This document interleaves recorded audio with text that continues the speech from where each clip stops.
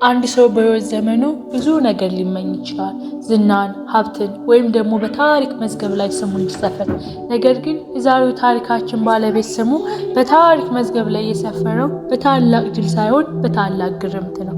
ዕለቱ ሰኔ 4 1923 ኒውዮርክ በሚገኘው ቤልሞንት ፓርክ በሺዎች የሚቆጠሩ ሰዎች በጉጉት እየጮሁ ነው። ፈረሶቹ እንደ ንፋስ እየበረሩ ነው። በፍጻሜው ላይ ግን አንድ አስደንጋጭ ነገር ተከሰተ። ፍራንኬስ የተባለ ጆክ ወይም ፈረስ ጋላቢ አንደኛው ውድድሩን አሸነፈ። ህዝቡ እያጨበጨበ ወደ እርሱ ሲሮጥ ግን አንድ ነገር ተረዳ። ፍራንክ ፈረሱ ላይ ተቀምጧል። ልጓሙ እንደያዘ ነው። ነገር ግን ነፍሱ ከስጋው ተለይታለች። አዎ ፍራንኬስ ውድድሩን ያሸነፈው ሙቶ ነበር።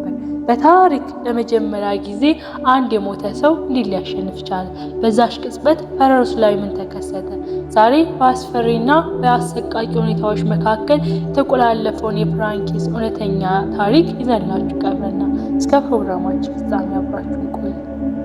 ፍራንኬስ ተራ ሰው አልነበረም። እድሜው ገና 37 ቢሆንም በፈረስ ጋላቢነት ጆክ በዓለም ውስጥ ብዙ ድል አልቀናውም ነበር።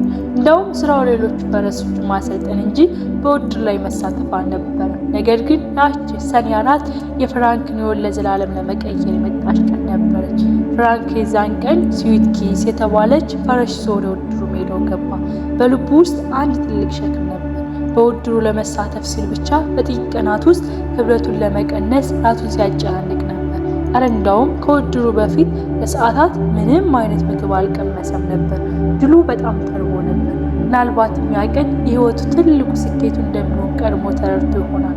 ውድድሩ ተጀመረ። ስዊት ኪስ እና ፍራንክ ከመጀመሪያው በከፍተኛ ፍጥነት እየተጠበቁ መጡ።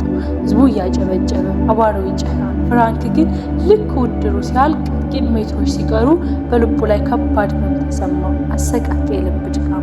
ነገር ግን የሚገርመው እዚያ ጋር ነው። ፍራንክ ከፈረሱ አልወደቀም። ልክ እንደ ተአምር ሰውነቱ ከፈረሱ ኮርቻ ጋር ጣብቆ ቀረ። ፈረሱ የጌታዋን ነፍስ መውጣቷን ያወቀች መስል እስከ መጨረሻው ፍጻሜ ድረስ በፍጥነት ጋለበች።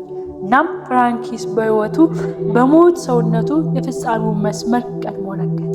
አንደኛ ወጣ። ሽልማቱም የሱ ነው። ነገር ግን ዳኞቹና ጓደኞቹ እንኳን ደስ አለ ማለት ወደ እርሱ ሲሮጥ የታየው ትዕይንት ደስታን ወደ ድንጋጤ፣ ጭብጨባን ወደ ልቅሶ የቀየረ ነው። ፍራንክ አሁንም ፈረሱ ላይ አለ፣ ግን አይኖቹ ተከድነዋል። ፈገግታው በመበረርነት ተተክቷል። ፍራንኬስ በታሪክ ውስጥ ውድድሩን አሸነፈው የሞተ የመጀመሪያና ብቸኛው ሰው ሆነ። የሚገርመው ግን ስዊት ኪስ የተባለች ፈረስ ከዚያ ቀን በኋላ ዳግመኛ ውድድር ላይ እንዳትሳተፍ ተከለከለች። ስሟም ስዊት ኪስ ኦፍ ዘ ደስ ወይም የሞት ጣፋጭ በሳም ተብሎ ተቀየረ። የፍራንኬስ ታሪክ አንድ ትልቅ እውነት ያስተምረናል። ፍራንክ ለዛች ድል ሲል ራሱን አስጨንቋል፣ ተርቧል፣ ደክሟል። ስኬቱን ግን ማየት ሳይችል ቀረ።